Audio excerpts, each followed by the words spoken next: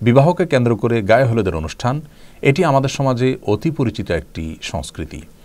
একজন মুসলিমের বিবাহে গায়ে হলুদ নামের কোনো অনুষ্ঠানের অনুষঙ্গ থাকা উচিত নাকি ইসলামের দৃষ্টিকোণ থেকে এটি নাজায়েজ, সে বিষয়টি আজ আমরা ব্যাখ্যা করার চেষ্টা করব ইনশাআল্লাহ বিইذনিল্লাহ। বরকনের গায়ে বিবাহের সময় কেন হলুদ মাখা হয়, এই গায়ে হলুদ অনুষ্ঠানের গোড়ার ইতিহাসই বা কী, সে বিষয়টি আমরা জানার চেষ্টা করেছি। যেটুকু জানতে পেরেছি তা হলো কলকাতার দৈনিক আনন্দবাজার 16 জানুয়ারি 2019 বিষয়ে একটি প্রতিবেদন প্রকাশ করেছে, যার শিরোনাম হলো বিয়ের রীতিতে গায়ে হলুদের চল কেন এলো জানেন।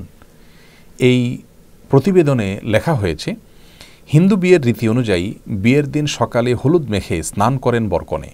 পুরাণেও হিন্দু বিয়ের রীতিতে হলুদের চল ছিল। এই প্রতিবেদনে আরও লেখা হয়েছে, পুরাণ ও শাস্ত্রবিদ পূর্বা সেন গুপ্তা তিনি বলেছেন, এটা বৈদিক আচরণ নয়, বেশ কিছু উপকারী দিকের কথা ভেবেই হলুদকে প্রাচীনকাল থেকেই বিবাহের অন্যতম উপকরণ হিসাবে মেনে চলেছি আমরা। অর্থাৎ হিন্দু ধর্মে বা হিন্দু সমাজে এটিকে অনেক উপকারী দিক মাথায় রেখে দীর্ঘদিন থেকে পালন করে আসছে মানুষ। এ বিষয়ে বাংলাপিডিয়া বলছে, বৈদিক যুগ থেকে ভারতীয় হিন্দু সমাজে গাত্রহরিদ্রা বা অধিবাস বিয়ের অনুষ্ঠানে অবশ্য পালনীয় শাস্ত্রাচার ও লোকাচার হিসাবে পালিত হয়ে এসেছে। বরকনের দাম্পত্য জীবনকে যে কোনো ধরনের অকল্যাণ ও অপশক্তির অনিষ্ট থেকে মুক্ত রাখার কামনা থেকেই এসব লোকাচার পালন করা হয়। এটি মূলত একটি মাঙ্গলিক অনুষ্ঠান। প্রিয় দর্শক, বিয়ের সময় গায়ে হলুদ বিষয়ে এই দুটি সূত্র থেকে যে তথ্য আমরা পেয়েছি সেটি একেবারেই পরিষ্কার, আর তা হলো যে এটি মূলত হিন্দুদের একটি সংস্কৃতি যা তাদের থেকে চলে এসেছে এবং এর পেছনে একটি বিশ্বাসগত দিক রয়েছে, তা হলো যে এর মাধ্যমে বরকনে নানা অমঙ্গল থেকে বেঁচে থাকতে পারে। হিন্দু ধর্মমতে বিভিন্ন প্রকার অপশক্তি আছে, সে সমস্ত অপশক্তির প্রভাবে মানুষ ক্ষতিগ্রস্ত হয়, সেগুলো থেকে বাঁচার জন্য তারা অনেক কাজ করে থাকেন, এটি তাদের ধর্মীয় বিশ্বাস। কিন্তু একজন মুসলিম কোন অবস্থাতে এ ধরনের কোনো অপশক্তিতে বিশ্বাস করবার কোনো সুযোগ নেই। ইসলামে এ ধরনের কোনো অপশক্তির কোনো স্থান নেই। সকল কল্যাণ অকল্যাণের একমাত্র মালিক আল্লাহ রাব্বুল আলামিন। আল্লাহর কাছে আশ্রয় চাওয়া ছাড়া এ জাতীয় কোনো বস্তু বা কোনো সংস্কৃতি, কোনো কালচার, এগুলোর মাধ্যমে একজন মুসলিম কোনো অবস্থাতেই কোনো তথাকথিত অপশক্তি থেকে বাঁচার চেষ্টা করার কোনো সুযোগ ইসলামে নেই। আমরা অনেকেই জানি যে এই গায়ে হলুদ অনুষ্ঠানে শুধু হলুদ নয়, বরং দূর্বা, তিল, সরিষা, আরও অনেক বস্তু ব্যবহার করা হয়ে থাকে এবং এর সবগুলোর কারণ হলো ওই যে এটাকে বলা হয়েছে মাঙ্গলিক অনুষ্ঠান, বিভিন্ন ধরনের অকল্যাণ থেকে বেঁচে থাকা এবং দাম্পত্য জীবনে সুখ শান্তি যেন হয় সেই জন্য এগুলো করা হয়ে থাকে। তো প্রথমত এটি হিন্দুদের একটি ধর্মীয় সংস্কৃতি এবং এখানে তাদের বিভিন্ন রকমের বিশ্বাসগত দিক আছে যেগুলো শিরপূর্ণ বিশ্বাস, একজন মুসলমান কোনো অবস্থাতে সেগুলো বিশ্বাস করতে পারেন না। আর এর বাইরে যে বিষয়টি আমাদের সবারই জানা তা হলো গায়ে হলুদ অনুষ্ঠান মানে হলো নারী পুরুষের অবাধ বিচরণ, অবাধ মিশ্রণ এবং মেলামেশা। বরের গায়ে অনেক সময় ভাবি কিংবা গায়ে মহারাম মহিলারা হলুদ মেখে দিয়ে থাকেন এবং এটাকে তারা এনজয় করেন।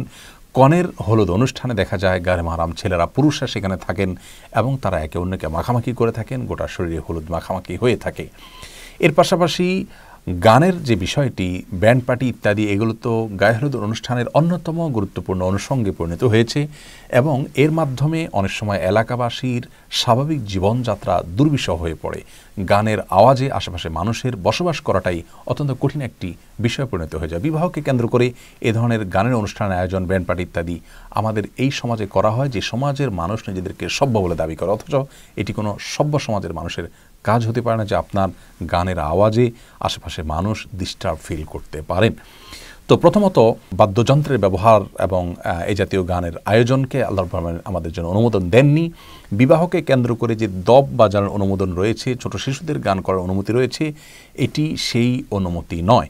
অর্থাৎ এই ব্যান্ড পার্টি করা এবং বড়রা নাচানাচি করা এবং সেখানে আপনার নানা রকমের মিউজিক্যাল ইনস্ট্রুমেন্ট ব্যবহার করা, এটি ইসলাম শরীয়তের দৃষ্টিকোণ থেকে কোনো অবস্থাতে জায়েজ নয়। সেই সাথে আপনার নারী পুরুষের যে অবাধ মেলামেশার বিষয়টি রয়েছে সেটি তো আছেই, আর তার চাইতেও বড় হলো যেখানে হিন্দু আইনি বিশ্বাস রয়েছে যার সঙ্গে একজন মুসলমান কখনো একাত্ম হতে পারেন না।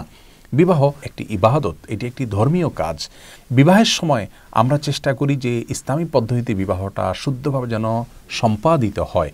তো সেই বিবাহকে কেন্দ্র করে যে সমস্ত আনুষ্ঠানিকতা আছে সেখানে যদি অনইসলামিক বা ইসলাম সমর্থন করেন এমন কোনো কাজ আমরা করি, তাহলে সেটি কোন অবস্থাতে একজন মুসলমানের জন্য জায়েজ হতে পারে না।